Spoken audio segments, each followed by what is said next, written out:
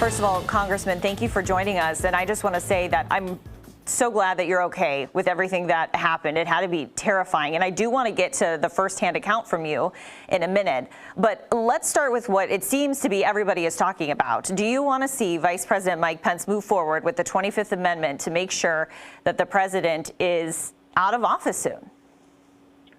I'm not yet convinced that that's the best for the country. I think what we learned on Wednesday, January 6th, which is the day that will live in infamy, is that the country is barely being held together right now. It's a tinderbox. I think political violence is off the charts this year, and Wednesday was another act of political violence. And so I think all of us in public office have to consider what we can do, if nothing else, not to contribute to the cycle of escalation. And I just worry that using the next 12 days to settle political scores as opposed to reinforcing the peaceful transition of power is not the right thing for the country right now. And I say that as someone who right now is angry, very angry with my colleagues who persisted in objecting, persisted in telling the American people a dangerous lie that somehow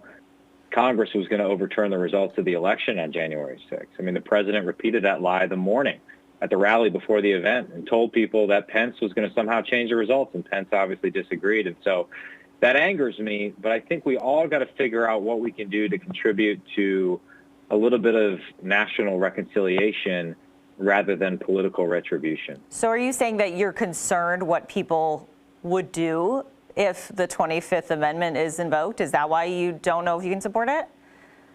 Yeah, well, there's a lot of reasons. And I'll admit to you, I just got back. I haven't slept a lot this week. And so I'm thinking through a lot of this. I just don't want to, give you a knee-jerk reaction right now.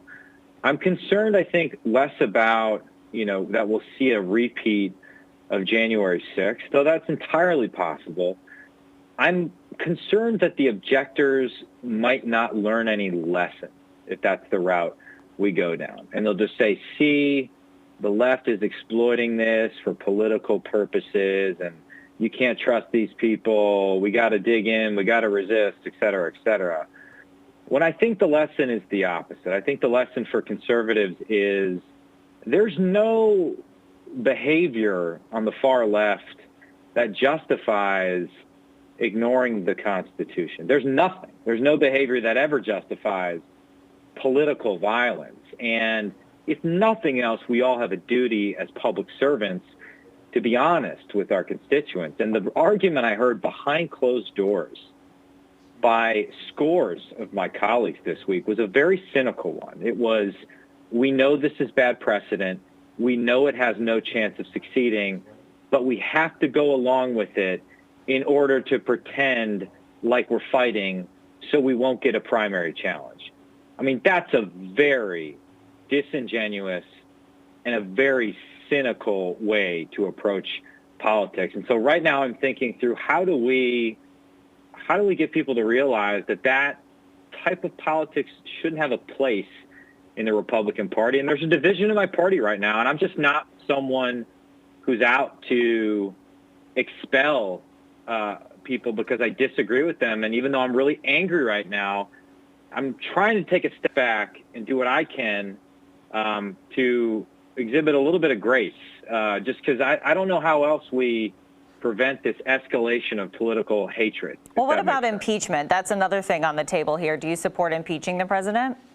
Well, I sort of view it the same way, right? It's an effort to settle the score, and I just think I'm not convinced that would actually bring the country back together right now. Well, do you think the president committed a crime? In the president's court. Do you think the president committed a crime? What's that? Do you think the president committed a crime based on what he was saying at the rally, telling people to go to the Capitol? I don't right now, because the president, I'd have to review his speech, because the president didn't say, go burn down the Capitol. He said, go protest. I think his rhetoric was very reckless. And I think he lied to the people that were in attendance there and had been lying to them for quite some time. But just like I didn't think Evers should be charged with a crime for pouring rhetorical fuel on the fire after the death of Jacob Blake that resulted in the complete destruction in Kenosha. I don't hold a politician responsible for the violent actions of Are you saying that's the same people. thing? Are you saying that that is the same thing, comparing what Governor Evers did to what the President of the United States? He was saying, we fight like hell. If you don't fight like hell, you're not going to have a country anymore. Come with me to the Capitol. I think we are in a moment where we have a lot of politicians that are willing to say or do anything to accrue power and get reelected. And they're dealing with some very dangerous forces on the right and on the left. On the far left, we have Antifa. We've seen months of destruction across the country, lives lost. And on the right, we have the mob that was there on January 6th. I encourage all politicians not to pour rhetorical fuel on the fire. But you asked me if a crime had been committed, and I'm not sure it has. I could be wrong about that. And so you don't think he incited a riot? Processing all of this right now, and I'm still trying to figure out what the best approach is going forward. But again, I just get back to this basic point that we are barely holding this country together. And we got 12 days to effectuate a peaceful transfer of power. I'm glad the president finally recognized last night that he lost and committed to that transfer. I hope he continues to do the same over the next 12 days.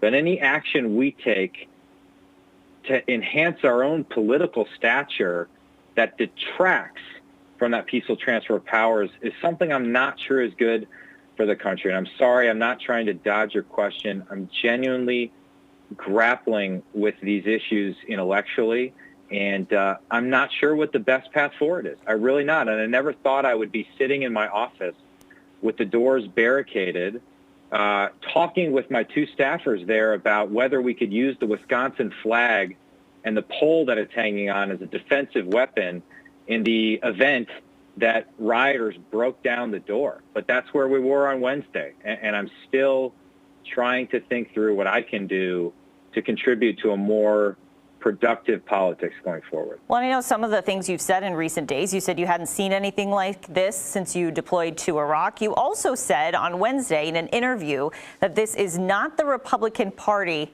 that you signed up for.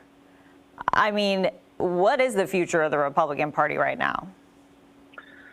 Yeah, I've been thinking through that as well. I think it starts with a philosophical debate we need to have about whether you believe in what's called the Flight 93 theory of politics. And it goes something like this, that the left is so dangerous, they fight dirty, they don't obey the rules, that we have to do the same, right? And sort of the corollary is every election is a life or death election. I don't agree with that. I think it should be a feature, not a bug of the Republican Party, that we adhere to constitutional rules and norms, especially when it's politically inconvenient. I don't think political violence is ever justified, and the country needs at least one party that believes in the Constitution, and it can't have two parties that believe the same thing, which is that politics is all about accruing power at all costs and weaponizing that power against your political opponent. So that's one thing. And then there's a host of policy disagreements going forward. You know, I worked quite closely with the Trump administration on a variety of foreign policy initiatives, particularly on China. I'd like to see those continue going forward. But I would also like us to confront the hard reality that we lost our fiscal sanity over the last 4 years. But do you support, I guess I should just ask you, do you support President Trump going forward? I mean, he has made it clear that he wants to come back in 2024. Do you support him? I think it's going to be hard for me to support anyone who was part of the objection. Because I don't view it as a conservative. So you're saying him. You're saying him specifically you couldn't support. Well, I think it goes beyond him, right? What about Ron Johnson? There's 64% of my colleagues that took part in this, and I don't think I can vote for Republican leaders who took part. What about Senator Ron Johnson? What do you think about him? Well, Ron, I think he withdrew his objection, and I have a very close relationship with Ron, and I know him to be a man of of high integrity, and should he choose to run again, I'll be in his corner, and I'm glad that he didn't go for it. I think Ron started from a position of sincerely wanting to investigate election fraud, and I understand that. But he didn't perpetuate that narrative of voter fraud? What's that? He didn't perpetuate that narrative of voter fraud, and then he said he would object, and the only reason it sounds like he didn't is because what happened on Wednesday. Well, I think that's the critical breaking point, right? There were objectors that continued objecting after we had loss of life in the Capitol, and that I don't fundamentally understand. I mean, I understand the argument we had as a party about whether January 6th was an appropriate forum for litigating or relitigating election fraud. For me, it wasn't a close call. I don't think it was, and I think it gave people false hope. But I'm glad to see that a lot of senators sort of withdrew their objections, and I wish the same had happened on the House side, but it didn't, unfortunately. So, again, I know there's this rush right now to blame everybody, and you got the Never Trumpers blaming Trump, and the Trumpers saying the problem was the Never Trumpers that didn't dig in hard enough, and I'm just not there right now. I'm not trying to dodge your question. What happened on Wednesday was crazy. It was crazy, right? I mean, I've never. As I said, the closest parallel was stuff I've seen in Iraq. I think we all need to take a step back and think about the future of the country. And I'd be lying to you if I had all these answers figured out right now. And Congressman, I'm trying to reflect. I think we have time for one last question. So I understand your point, and you came out strong on Wednesday telling the president that he had to do something to call people off. But do you wish you would have done something sooner? I mean, we can't say that we're shocked that this happened based on all the signs. So do you wish you would have done something sooner? I wish that I would have more forcefully argued against my colleagues that were pushing this January 6th narrative. And honestly, I just thought it was not going to get any steam because I didn't think a senator would object. And I think that quickly spiraled out of control when Senator Hawley was the first to object and the dam broke. And I think, if I could say this, I think like a lot of Americans, I've struggled to understand what's true and what isn't over the last 2 months. In other words, I think there's a lot of claims being made on Twitter and Facebook and Parler and the dark web that seem outlandish. A lot of things being promoted by Lynn Wood and Sidney Powell that I dismissed out of hand, but I can't definitively disprove it. And I don't have enough hours in my day to investigate every outlandish claim.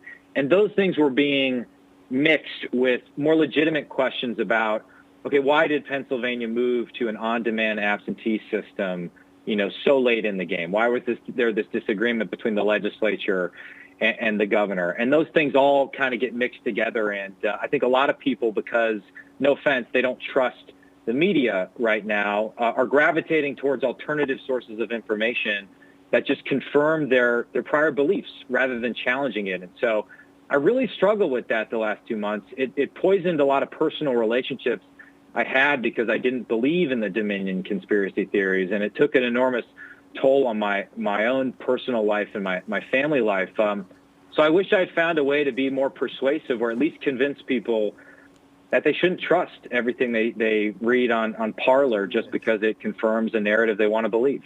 Congressman, yes, it's certainly my job and your job to get the facts out there. So I appreciate your time today. And again, I'm so glad you're okay. Thank you. Thank you very much.